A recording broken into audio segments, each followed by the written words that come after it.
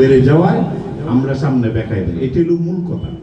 সবাই কিন্তু নিজের ভালোটা বুঝে, আর আমরা সবাই মানুষ হিসাবে সুনামের ভাগ নিতে জানি, বদনাম ও লসের ভাগ নিতে আমরা কেউ রাজি না, কিছুতেই না।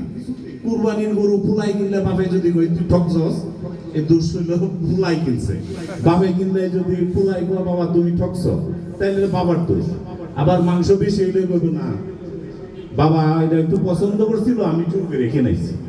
মানে লাভের ভাগটা আমরা সবাই নিতে পছন্দ করি মানুষ হিসেবে। আসলে আমরা তো সবাই কথা বলতে জানি, বিবেক বুদ্ধি আছে, আমাদের চিন্তা ভাবনা আছে এক একজনের এক এক রকম। আমাদের বোধ প্রায় 200-র উপরে শেয়ার হয়ে গেছে, আর সব এক শেয়ার হইলে আমরা এই টোটাল প্যাকেজটা ক্লোজ করতে পারি, আমরা বিল্ডিং এর দিকে যাইতে পারি। আরেকটা কথা হচ্ছে আসলে এইখানে মার্কেটিং এর জন্য না, আমরা তো সবাই এক এলাকার মানুষ, একই মাটির মানুষ। বাস্তবতা হইল এখানে আমরা যত তাড়াতাড়ি মাটি ভরাট করতে পারছি, যত তাড়াতাড়ি বাউন্ডারি ওয়াল করতে পারছি, এটা হাউজিং এ হয় না, অকল্পনীয়, এটা কোনোদিনই সম্ভব না। আমি স্টুডেন্ট অবস্থায় পলাইল মার্কেটে ব্যবসা করতাম। 1996 সালে বসুন্ধরা জমি বিক্রির জন্য বড় বড় মার্কেটে করতো 20,000 টাকা কিস্তি। 20,000 টাকা কিস্তি MN ব্লকে যারা জায়গা নিছে এরা মাত্র রেজিস্ট্রি পাইছে 1996, আর আজকে হলো 2026। আজকে রেজিস্ট্রি পাইছে অন্য বিল্ডিং করতে পারে না বসুন্ধরাতে 30 বছর। আজকে আমি যেখানে দাঁড়ায় আছি এখানে মাটি ফেলাইছি 92 সালে ইস্টার্ন হাউজিং।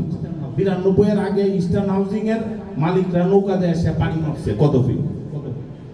তখন মানুষ ইস্টার্ন হাউজিং এর কর্তৃপক্ষের এখানকার যারা লোকাল ছিল, বিশেষত ওই যে মেলা দিয়ে হাটটা অনেক পুরনো, আর কইতো যে বুকা মানুষ করতে গেছে এখানে কি করবে।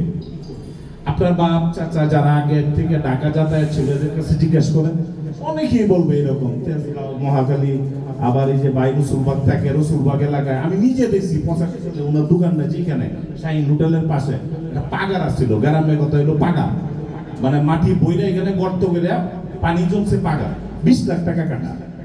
85 আমি দেখছি। এই রসুলবাগ ছিল না, রাস্তার চারপাশে যেগুলি আছে এইগুলি ছিল নর্দমা। এরপরে উঁচু জায়গায় মানুষের টুকটাক টিন সেট বাড়িঘর ছিল, ম্যাক্সিমাম আমাদের ময়মনসিং এর লোকজন। কিন্তু আজকে আর ওই রসুলবাগ নাই, এই বনশ্রীও ওই আগের 40 হাত পানির নিচে নাই, উপরে আছে। আমাদের কাজগুলি হচ্ছে দ্রুত হওয়ার কারণে আমরা অনেকেই হয়তো বুঝতে পারতেছি না। আর জমির দাম সব জায়গায় বাড়তেছে। যখন আপনার কোনো পলিটিক্যাল গভর্নমেন্ট আসে, যারা ব্যবসায়ী ওরা অনেকে আছেন, শাহজাহান ভাই সহ এখানে আরেকজন আছেন, যারা ব্যবসায়ী ওরা বিষয়টা ভালো বুঝেন।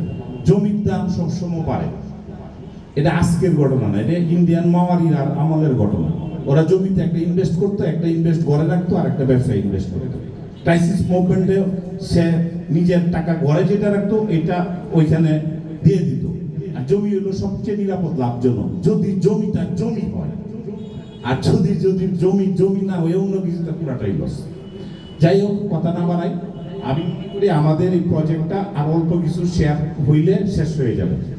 আর এখানে যেহেতু আপনি বা আমি একটা জায়গা কিনি, সেটা গ্রামের বাড়িতেই হোক আর ঢাকাই হোক, নারায়ণগঞ্জে হোক, আরেকজনের জায়গায় কিন্তু আমি মাটি ভরাট করতে পারবো না। আপনি একদিন ভরাট করে পরের দিন যাইতে গেলে দেখবেন টেটা লয়ে দাঁড়িয়ে আছে যে এবার তুই টেটা তুই আমার জমির মধ্যে মাটি ফেলাস। আজকে পর্যন্ত কিন্তু আমাদের এখান থেকে এরকম আসে না। ইভেন আমাদের বাউন্ডারি ওয়ালের কাজও চলতেছে, এগুলিতে এচিভমেন্ট। মানে আমার জমিটা নিষ্কণ্টক, এটা প্রমাণ করে এই কাজগুলি। মাটি ভরাট এবং ওয়ালের পরে আমাদের থাকে বিল্ডিং এর স্ট্রাকচারের কাজ। এটা ইট উইল টেক টাইম, এটা প্ল্যানিং এর বিষয় আছে। আবার আপনাদেরকে নিয়ে বসবো, এক একজনের কত চাঁদা পড়তে পারে, এগুলি আলোচনার বিষয়। আপাতত আমরা যে যাদের কাছ থেকে জমি ক্রয় করছি, বাইনা দেওয়া রেজিস্ট্রি নিচ্ছি, সে আমাদেরকে প্রেশার করছে। প্রেশারটা কি, যে জমির দাম বেড়ে গেছে আপনারা বাড়ায় না।